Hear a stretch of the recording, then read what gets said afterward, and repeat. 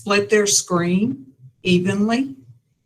If you're on a Windows device, the Windows key on your keyboard plus the left or right arrow key will allow you to split your screen. So what you do is you click up here at the top and you hold the Windows key down and an arrow key, and it splits your screen evenly in half.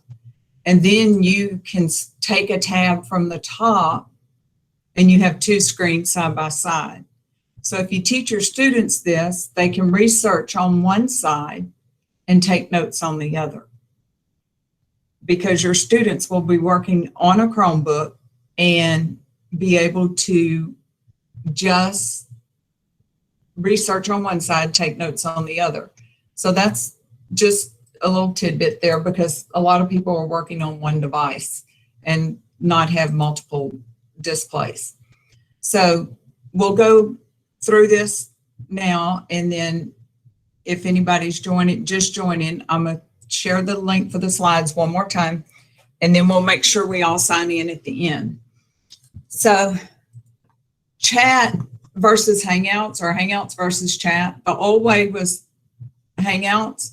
If you were a user of Hangouts, that's why we couldn't do Meet last year, because Hangouts and chat and Meet, they all kind of were tied together. So students couldn't have access to Hangouts. They have now split it off to where chat, students are not part of chat. The teachers all have access to chat, and you can talk to each other. Like, that's the quickest way to get a hold of one of us up here. Besides, you don't email us, send us a chat, and we'll probably respond a whole lot faster. If you had groups in Hangouts, those did not transfer over to your chats. Their groups are now called rooms, and you can now do the, you have to set up your own rooms. Again, those did not transfer, but your old individual messages did transfer to chat. So you can do phone calls and things like that.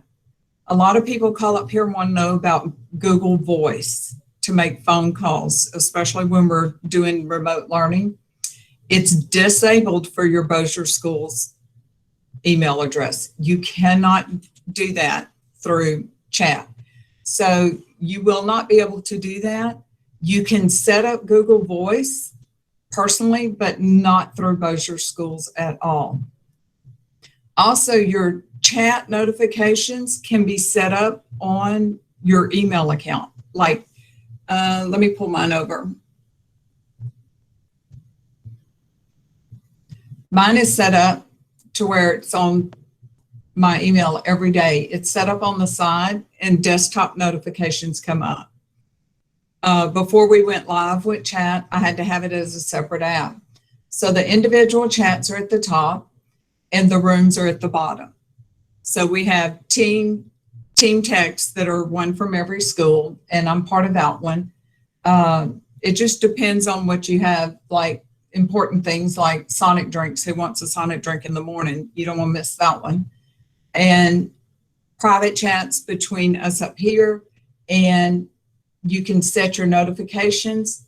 Also with the new chat and Meet, you can start a meeting directly from here.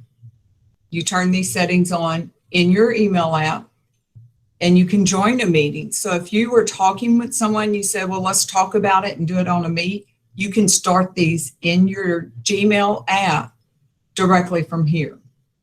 So I'm going to get rid of this one and go back to our slideshow. So that's a few things that are different. The Google Chats are, like I said, the rooms are where Teams used to be. You can share documents, links. You can share things straight from your drive. They're easy. It works on your phone. Links to the internet. It's easier. It's a whole lot easier than start an email and set it up. If somebody is an old Hangout user, they will send it to you in chat and let you know, hey, this person's an old Hangout user, but you still got a Hangout message, and it will let you know. This is a link right here to a chat user guide. to help you out. And this is how some more train the chat users. So just to get you started in chat, you use it. So this is how to start or join a video call. And you can start them in your calendar. You can start them in Gmail. You can start them on your phone. I have it on my phone. Some of you probably joined from your phone. You can start them in Classroom and how to add people to your call. I also have on here how to change all the layouts and what you can do. So I'm going to switch screens that I'm sharing so I can share the screen that y'all are on to show you the different things we can do. Also, you can start a meet from your calendar. So if you start a meet in your calendar, which mine's insane, so don't worry about it. If you click on your calendar to start an event, notice it says add video conferencing. It's highlighted in blue now. It used to not be. All it used to be was this little bitty video camera. Now a calendar event is highlighted in blue. Well, to add a Google Meet to a calendar event, all you do is press Google Meet. So now you can have up to, right now, 250 participants. And all I did was, for today, was put this Meet link in Eventbrite, and they sent you the link. So you would right click, copy this URL, this link, and put it in there.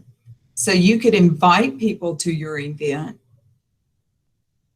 and they get this link, and that's all you do. That's how we've set up all the webinars for these trainings.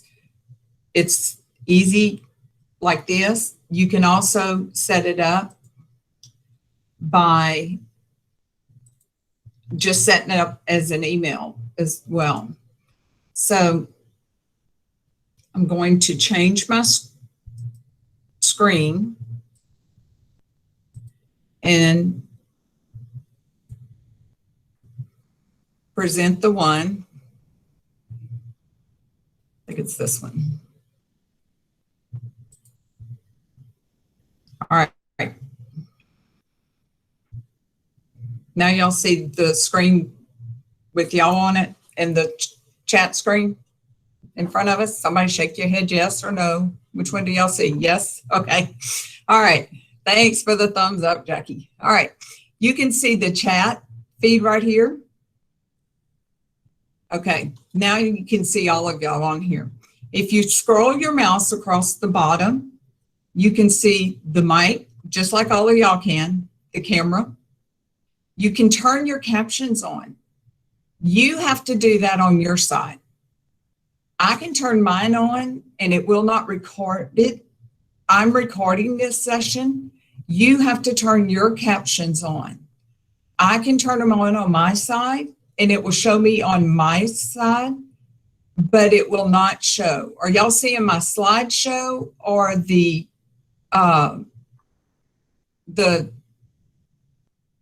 recording, the Hangout Meet, the Meet? Okay. All right. Now you can see the button right here where it says you are presenting. That's showing you that I'm presenting. And if I click that, it will ask me to stop. So then I can come over here to the left where it says Google Chat and Meet. If I click, oh, come on. This tells you the information for it. I can copy the joining information to invite someone right now and send them a quick chat, or I got a couple of emails once this started. So I clicked on this and I sent them the link real quickly. So that's how you do that. You can also send attachments for your Meet straight from here. Now, this is a little much for students. I would send attachments in my classroom. I would not try to send attachments to students this way. So we'll go in a classroom in a minute and I'll show you where they go. Now, up here at the top is the chat feed. and it pops on the side. So you can see the chat, and when you record, these recordings will go straight to your drive. And there is a folder in my drive that now says Meet Recordings. That's all it says. And every one of them is the recording and the chat feed. So they both go into your drive. The people are listed. Everyone's listed. And you can mute them if you have a student that does not mute. Now, Google is working on a feature for the host to mute the class as a whole. So they're trying to update their features and catch up, so the teacher has that option. Up here, let's close this. You also can change what you see. There, you can tell there's a lot of people in here. Down at the bottom, your 3 dots down here at the bottom where it says More Options. You can change your layout of your screen. I'm trying to be very careful. I don't just, you can go to one of them full screen. So if you wanted to highlight a student, you could. You switch your camera. If it's the camera on the back side of your computer, like a Chromebook, the rear facing camera, you can turn captions on here. The easier place is down at the bottom of your screen. The settings, this is where you go to control the mics and the video equipment. I always go here and test them before I start. And I do this before I join the meeting myself, just to make sure everything's working. You can use the phone for audio. So if your mic is not working that day, you can join in with the phone or get help. Also, this will be the platform for everybody. Google Meet will be the way to talk to all students for everybody. Let's see. And would the student join the Google Meet on the days at home? I don't know how middle school and high school is going to do that. They can do it through Classroom. How do I show myself? I think, can y'all see me right now? I think when I get the recording, it has me on the side. So that's how Google Meet works. It shows me on the side. Now on Screencastify, you have the little video webinar, the little webcam inside if you want, but on this one, it just shows me on the side. So you might be able to opt out. In the recording, it always has me on the side, whether I want to or not. So, and let's see.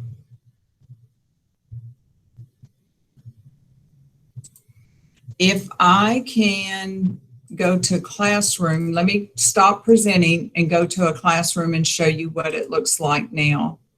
I will switch. Oh, I can do a Chrome tab. See, I'm learning too. Because it says here, I can present a Chrome tab and go. So you might be able to just do that and present the way you want. So I'm going to present my whole screen. Come over here and present a classroom. Now you should be able to see my other screen.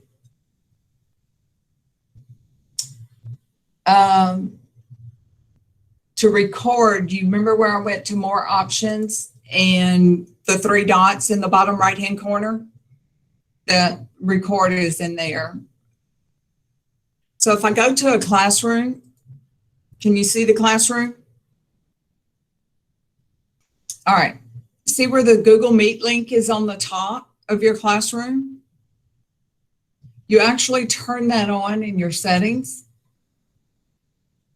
and it's available right here. It's toggled on and off right here.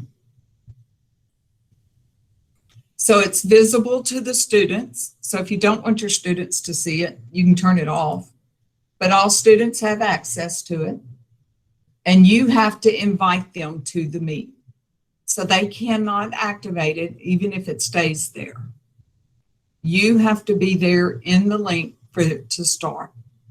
And you can invite them to a meeting, and you can invite part of your class or all of your class. So like for speech therapists or people that service 1 or 2 students at a time, they could meet with 2 or 3 students and invite, just like classwork, you can send a Google Meet link just to part of the students.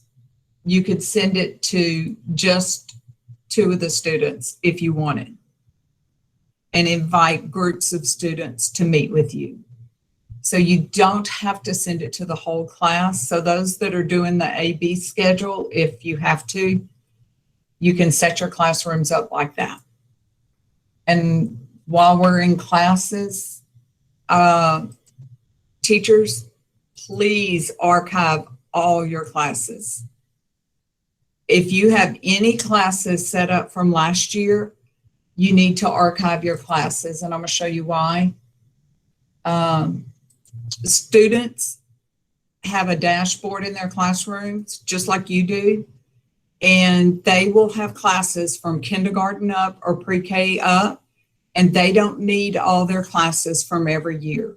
They need to have a clean slate when they go in this year, because everybody will give them a classroom. So if a child's going into 6th grade, they don't need to see every class from kindergarten up. They need to have a clean slate and just have their current classes up. Teachers can go back and repost assignments or reuse assignments from archive classes. So this child, when this child goes in the fall, this child should be able to see only the current things, not things from previous years. And when a teacher goes in, they should be able to see, they can archive classes and post from archive classes, because you can see if you go to an assignment and you want to post, reuse the post, it will use your most recent post, or you can go back and archive in archives and pull from every class you've ever created, even though it's archived. So if you know where that assignment is, you can go back and get it. So clean up your classrooms, and because you can always go back to archive classes. They're still there. They're not gone.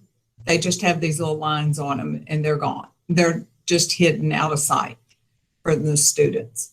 So if you want to see how to archive them, 3 dots and archive. And the teachers have to do it on their side. Just do your students a favor and archive them, because some students have a lot of classes and they don't need all that. So for recording a meeting, when you record it, and if a student or somebody else records it, if it's your meeting, it goes back to you. It goes in your drive. So if you, like the other day, somebody pressed record because I forgot to, and when the webinar was over, it came to my drive and I was able to post it for everybody. So it was fine. They remembered, I didn't, and we got the recording. So if you want to record your sessions with your students, that's fine. It'll go in your drive and you can keep it. But you can use Google Meet with your students. It is, I mean, if some